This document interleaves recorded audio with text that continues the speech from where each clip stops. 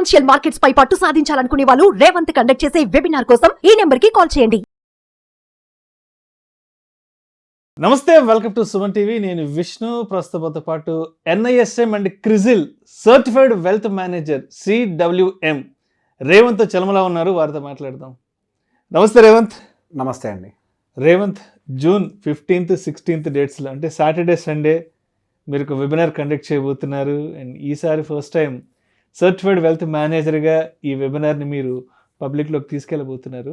అంటే ఇటువంటి webinars attend అవ్వడం వల్ల అంటే పబ్లిక్కి ఎటువంటి ఆర్థిక విషయాల పట్ల అవగాహన పెరుగుతుందంటారు?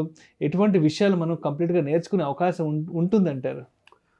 సార్, బేసిక్గా మనం ఫైనాన్షియల్ మార్కెట్స్ గురించి webinar, it is very clear. So బేసిక్గా ప్రతి ఒక్కళ్ళు ఇప్పుడు అప్కమింగ్ ట్రెండ్ ఆఫ్ ఇన్వెస్ట్మెంట్స్ అంతా కూడా ఫైనాన్షియల్ వేలోకి మారిపోయింది. సో బేసిక్గా India trend from physical assets to financial అసెట్స్గా కంప్లీట్గా గ్రో అవుతూ వస్తుంది. నేను దానికి ఎవిడెంట్గా మనకి మ్యూచువల్ ఫండ్ ఇండస్ట్రీ ఎలా గ్రో అవుతుంది, స్టాక్ మార్కెట్లో డబ్బులు ఎంత విధంగా పెడుతున్నారు. సో బేసిక్గా ఒకప్పుడుతో కంపేర్ చేస్తే FDs కూడా ఎలా గ్రో అవుతూ వస్తున్నాయి. అండ్ FDsతో కంపేర్ చేస్తే ఈ మ్యూచువల్ ఫండ్ ఇండస్ట్రీ ఎంత కాంపిటేటివ్గా గ్రో అవుతుంది. అండ్ ఇప్పుడు బేసిక్ ఇన్వెస్ట్మెంట్స్ పెడుతున్నారు, కాంపిటేటివ్గా గ్రో అవుతూ కూడా వస్తుంది. సో బేసిక్గా ఇన్వెస్ట్మెంట్ అనేది ఏదో బై డిఫాల్ట్గా యూట్యూబ్లో ఎవరో ఒకళ్ళు చెప్పారు అన్న దాన్ని బేస్ చేసుకొని సహజంగా అందరూ ఫాలో అయిపోతూ ఉన్నారు. సో బేసిక్గా ఇక్కడ ఒక విషయం అర్థం చేసుకోవాలి అని అంటే ఒక ఫైనాన్షియల్ కండిషన్ అనేది అందరికీ జనరలైజ్డ్గా ఉండదు. ఫైనాన్షియల్ కండిషన్ అనేది ఒక్కొక్క పర్సన్కి అనుకూలంగా వాళ్ళ రిస్క్ హ్యాబిటేట్ని బేస్ చేసుకుని అయి ఉండొచ్చు, వాళ్ళ ఫైనాన్షియల్ గోల్స్ని బేస్ చేసుకుని అయి ఉండొచ్చు, వాళ్ళ ఇన్కమ్ రేంజెస్ని బేస్ చేసుకుని అయి ఉండొచ్చు. ఇట్లా రకరకాల పారామీటర్స్ అని వాళ్ళ గోల్స్ని బేస్ చేసుకుని అయి ఉండొచ్చు, వాళ్ళ ఏజ్ని బేస్ చేసుకుని అయి ఉండొచ్చు. ఇట్లా చాలా పారామీటర్స్ని బేస్ చేసుకొని డిపెండ్ అవుతూ ఉంటాయి. సో బేసిక్గా మనం ఏదో యూట్యూబ్లో చూసి ఒక తంబ్రుల్ని బేస్ చేసుకొని ఫాలో అవుతే 100% మనం దానికి రీచ్ కాలేం. సో బేసిక్గా మనకి ఏం కావాలో తెలుసుకోవాలి ఫస్ట్. దానికి రీచ్ అవ్వాలి అని అంటే ఎన్ని రకాల ఇన్స్ట్రుమెంట్స్ ఉన్నాయో తెలుసుకోవాలి. ఆ ఇన్స్ట్రుమెంట్స్కి ఉండేటువంటి రిస్క్ ఏంటి, రివార్డ్ ఏంటో తెలుసుకోవాలి. సో వాటిని కరెక్ట్గా ఐడెంటిఫై ఎలా చేయాలో తెలిసి ఉండాలి, వాటిలో ఎలా పెట్టుబడులు పెట్టాలో తెలిసి ఉండాలి, వాటిని ఎలా రీబ్యాలెన్స్ చేస్తుండాలో తెలిసి ఉండాలి. సో బేసిక్గా ఈ సబ్జెక్ట్ అంతా కూడా ఎవరైనా, నేను ఎవరిని బ్లేమ్ చేయట్లేదు, ఎవరైనా ఒక సింగిల్ వీడియోలో చెప్పడం కుదరదు. సో బేసిక్గా అది ఒక కాన్సన్ట్రేటెడ్ ట్రైనింగ్ ఉండాలి.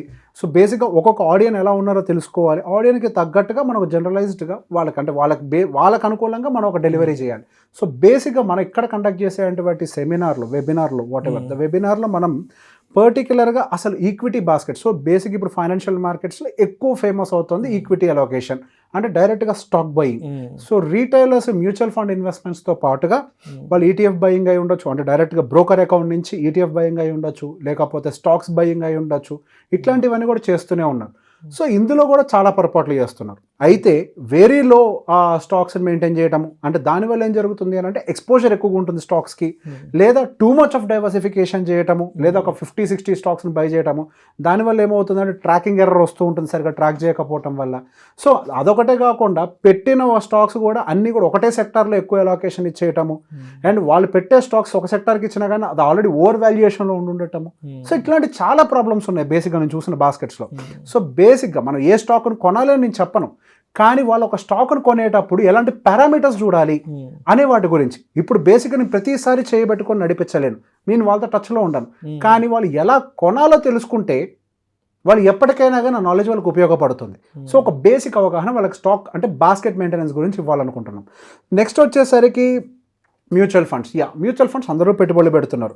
నేను కొంతమందితో మాట్లాడినప్పుడు చూశాను కూడా, కొన్ని పోర్ట్ఫోలియోస్ చూసినప్పుడు complete exposure to small cap, complete exposure to mid cap ఇలానే ఉంటుంది, లేదా highly exposure to large cap ఇలా ఉంటుంది. సో బేసిక్గా డైవర్సిఫికేషన్ కూడా సరిగ్గా ఉండట్లేదు.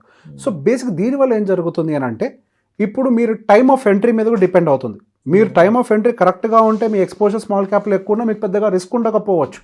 కానీ ఇప్పుడున్న మార్కెట్ సినారియోలో వాల్యుయేషన్స్ చాలా ఎక్కువగా ఉన్నాయి, అందరూ భయపడుతున్నారు, సెబీ కూడా భయపడుతుంది, అండ్ ఈవెన్ మనకి రకరకాల రిపోర్ట్స్ బబుల్ బిల్డ్ అవుతుందేమో అనే భయంతో కూడా చాలా మంది ఉన్నారు. బట్ ఇప్పటికీ కూడా మిడ్ క్యాప్లో ఇప్పుడు ఫ్రెష్ ఇన్వెస్ట్మెంట్స్, స్మాల్ క్యాప్లో ఫ్రెష్ ఇన్వెస్ట్మెంట్స్ వస్తూనే ఉన్నాయి. సో బేసిక్గా దీని మీద అవగాహన లేకపోవటం వల్ల సో ఈవెన్ మ్యూచువల్ ఫండ్స్లో కూడా మనకి చాలా ఇన్వెస్ట్మెంట్ క్లాసెస్ ఉన్నాయి. అందులో డెప్ట్ ఉంది, కమోడిటీ ఉంది, ఈక్విటీ ఉంది. ఈక్విటీలో వచ్చేసరికి మనకి క్యాప్ వైస్ అంటే small cap, mid cap, large cap ఉంది, అండ్ థిమాటిక్ బేస్డ్ ఉంది.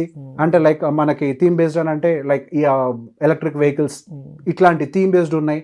అండ్ సెక్టార్స్ అంటే మనకి automobile sector, pharma sector, IT sector ఇలాంటివి ఉన్నాయి. దాదాపుగా మనకి సెబీ కేటగరైజేషన్ ప్రకారం 36 కేటగిరీస్ ఉన్నాయి. ఈ 36 కేటగిరీస్ ఎంతమంది వాడుతున్నారు? లేదు, ఎవరు వాడినా ఈ 3 వాడతారు, స్మాల్, మిడ్, లార్జ్. మరి మిగతా 33 కేటగిరీస్ ఏమైపోయినాయి? అవన్నీ డెలివరీ చేయట్లేదా? సో బేసిక్ అవన్నీ ఎలా డెలివరీ చేస్తున్నాయి వాటి గురించి అవగాహన క్రియేట్ చేస్తాం. And next fixed income tools. బేసిక్గా ఫిక్స్డ్ ఇన్కమ్ టూల్ అనగానే బేసిక్ అందరికీ తెలిసింది ఒకటి, దట్ ఈస్ ఎఫ్డి. అంతకు మించి ఇంకొకటి తెలియదు. కానీ ఇక్కడ మనకి ఎఫ్డి కంటే కూడా బాండ్స్ అనేవి చాలా మంచి రిటర్న్స్ డెలివర్ చేస్తూ ఉన్నాయి. సో బాండ్స్ అనేవి ఎలా ఐడెంటిఫై చేయాలి, ఎలాంటి ప్లాట్ఫామ్స్ ఉన్నాయి, సో వాటికి సంబంధించిన రేటింగ్స్ని ఎట్లా చూసుకోవాలి, వీటి గురించి అవగాహన చెప్తూ ఉంటాం.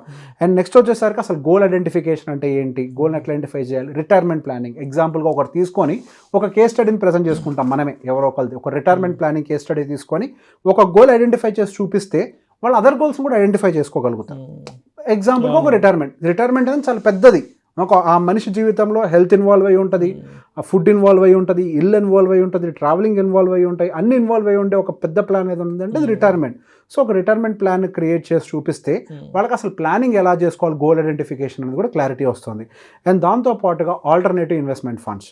సో బేసిక్గా మనకి ఐపీఓ రాకముందే ప్రీ లిస్టెడ్ స్టాక్స్ ఉంటాయి. ఇప్పుడు ఫర్ ఎగ్జాంపుల్ ఎన్ఎస్సీ ఉంది, ఎన్ఎస్సీ కూడా ప్రీ లిస్టెడ్, ఎన్ఎస్డిఎల్ ఉంది, NSD also pre listed, Tata technologies ఇప్పుడు మనకి లిస్ట్ అయింది, అది కూడా ఇంతకుముందు ప్రీ లిస్టెడ్గానే ఉండేది. అండ్ బాండ్ మార్కెట్స్ ఉంటాయి. సో ఇట్లా రకరకాల ఆపర్చునిటీస్, స్టార్ట్అప్ ఇన్వెస్ట్మెంట్ ఆప్షన్స్ ఉంటాయి కొంచెం ఎక్కువ క్యాపిటల్ ఉన్న వాళ్ళకైతే.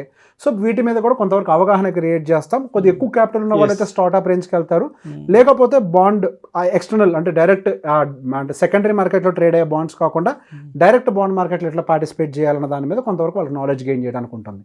సో బేసిక్ ఈ ఫైనాన్షియల్ మార్కెట్స్లో ఎన్ని రకాల ఇన్వెస్ట్మెంట్ ఆపర్చునిటీస్ ఉంటాయి, వాటిలో ఉండేటువంటి రిస్క్స్ ఏంటి, రివార్డ్స్ ఏంటి, సో వాటిని ఐడెంటిఫై చేసుకుంటూ ఎలా అంటే ఫస్ట్ మీ రిస్క్ ప్రొఫైలింగ్ అనుకూలంగా, మీ ఏజ్కి అనుకూలంగా ఎలా ఇన్వెస్ట్మెంట్స్ చేస్తే మీకు ఉపయోగపడుతుంది అన్న దాని మీద కొంతవరకు మనం బేసిక్ అవగాహన 2 రోజుల పాటు, సో 15th ఒక 2 గంటలు, 16th ఒక 2 గంటల పాటు జూమ్ వెబినార్ జూమ్లో కండక్ట్ చేస్తాము. అండ్ మోర్ ఆఫ్ ఇది ఎక్కువ కూడా మనం డిస్కస్ చేసే విధంగానే, ఏదో నేను మాట్లాడుతుంటా మీరు వింటుంటారు అన్నట్టుగా కాకుండా ఇంటరాక్టివ్ సెషన్, ఒక ఇంటరాక్టివ్ సెషన్ లాగా, so that people will learn.